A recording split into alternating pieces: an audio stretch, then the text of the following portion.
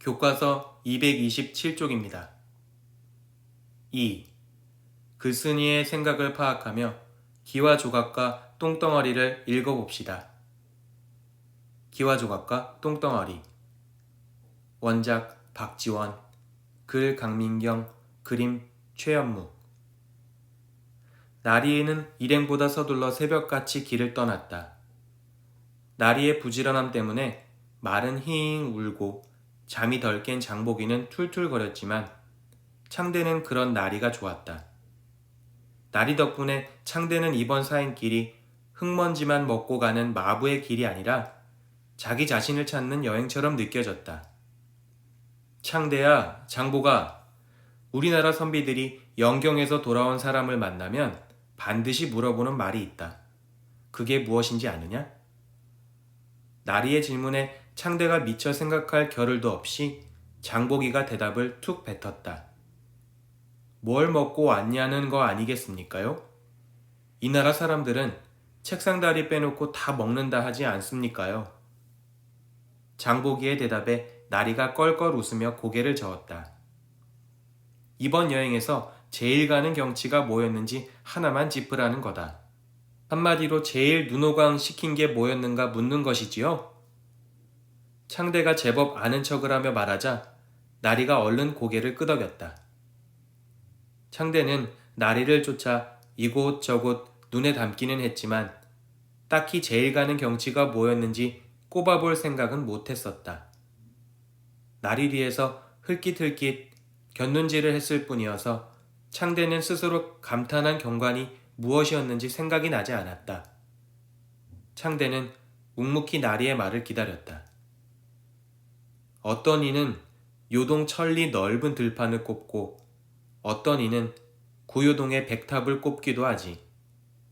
큰 길가의 저자와 점포, 계문의 안개 낀 숲, 노구교, 산해관, 동학묘, 북진묘 등 대답이 분분하여 참으로 어떤 것이 진짜 장관인가 싶기도 하고 중국의 거대함에 혀를 내두르기도 하지. 나리가 말한 것 중에는 아직 창대가 보지 못한 것도 있지만 이미 본 것도 있었다. 하지만 창대는 뚜렷이 기억나는 것이 별로 없었다. 여기가 거기 같고 거기가 여기 같았다. 제대로 알고 본 것이 없어 조선이나 중국이나 동학묘나 북진묘나 다 거기서 거기였다. 그러나 인류 선비는 뭐라고 말하는 줄 아느냐? 얼굴에 웃음기를 거두고 진지하고 근엄하게 말하곤 하지. 중국엔 도무지 볼 것이라고는 없습니다. 사람들이 놀라 물으면 인류 선비는 이렇게 대답할 것이다. 황제는 물론 장상과 대신 등 모든 관원과 백성이 머리를 깎았으니 오랑캐요. 오랑캐의 나라에서 볼 게 뭐가 있겠습니까? 나리의 말에 장보기가 무릎을 치며 깔깔 웃었다. 진짜 인류 선비가 맞는뎁쇼? 어쩜 그리 내 속을 시원하게 알아준단 말입니까? 맞지요. 중국은 오랑캐의 나라인데 볼거리가 뭐가 있겠습니까? 나리는 장보기의 말에 대꾸 없이 말을 이었다. 이류 선비들은 또 이렇게 말할 것이다. 성곽은 만리장성을 본받았고 궁실은 아방궁을 흉내냈을 뿐입니다. 선비와 백성은 위나라 진나라 때처럼 겉만 화려하고 기풍을 쫓고 풍속은 온갖 사치에 빠져 있습니다. 10만 대군을 얻어 산해관으로 쳐들어가 만주족 오랑캐들을 소탕한 뒤라야 비로소 경치를 이야기할 수 있을 겁니다. 장보기는 아까보다 더 좋아하며 배를 잡고 낄낄거렸다. 저는 이류 선비가 더 좋습니다요. 과연 맞는 말이지요. 10만 대군으로 오랑캐를 쳐부수면 얼마나 속이 시원하겠습니까? 장보기뿐 아니라 조선의 백성이라면 지금의 중국인 청나라를 다 오랑캐의 나라로 여겼다.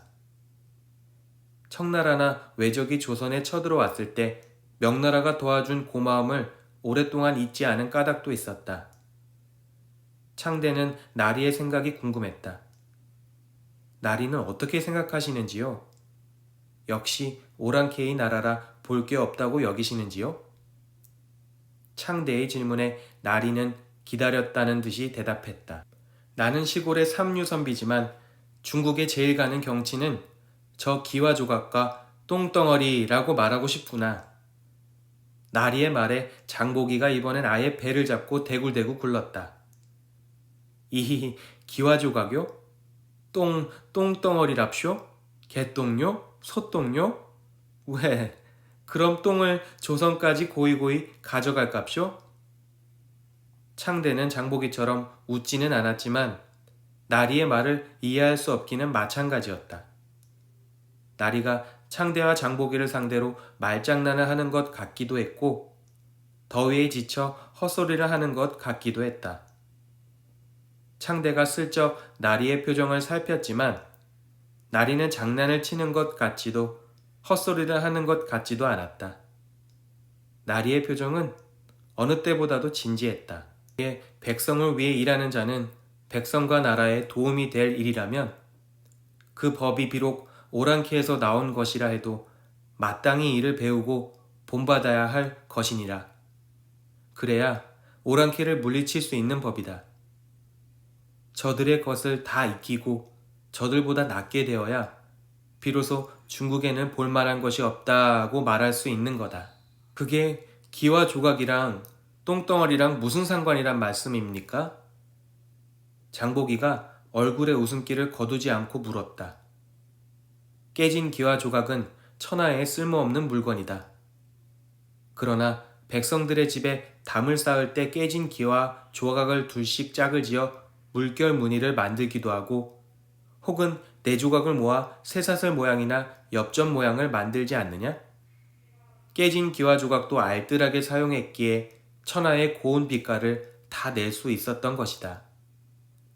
그러고 보니 창대도 중국에서 뜰 앞에 벽돌을 깔 형편이 안 되는 가난한 집들도 여러 빛깔의 유리기와 조각과 둥근 조약돌을 주워다가 꽃, 나무, 새, 동물 모양 등을 아로새겨 깔아놓은 것을 본 적이 있었다.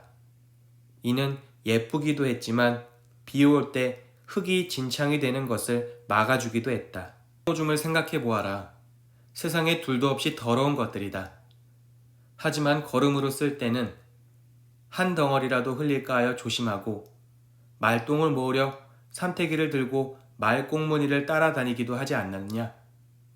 똥을 모아 그냥 두는 법도 없다.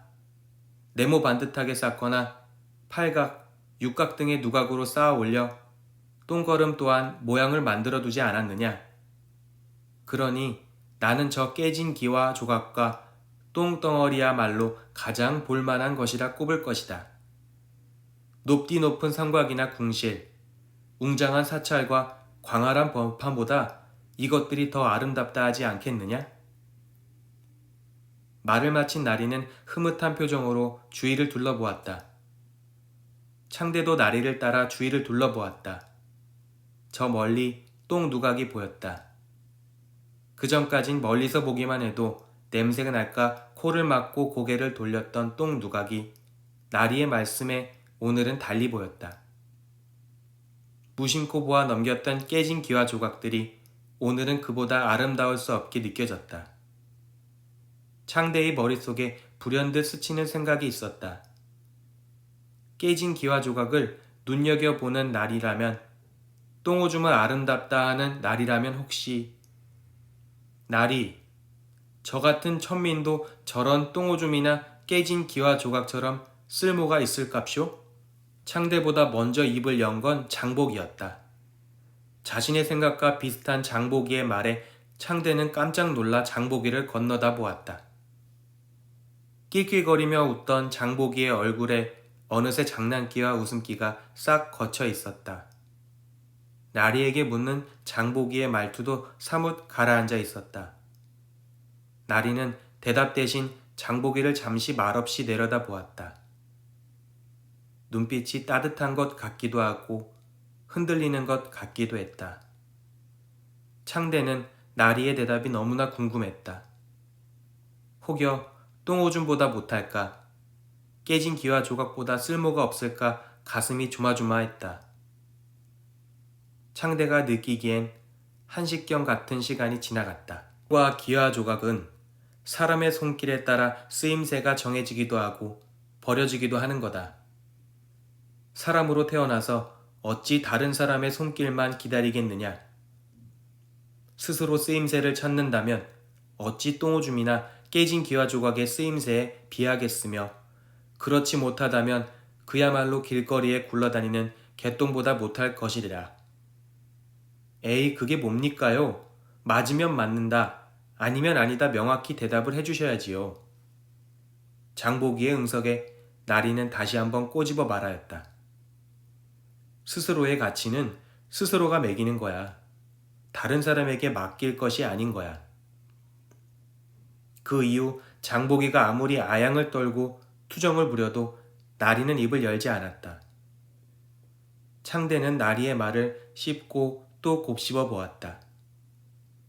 스스로의 쓰임새를 스스로가 찾지 않으면 똥오줌 깨진 기와 조각보다 못하다는 말은 창대의 가슴을 아프게 했다.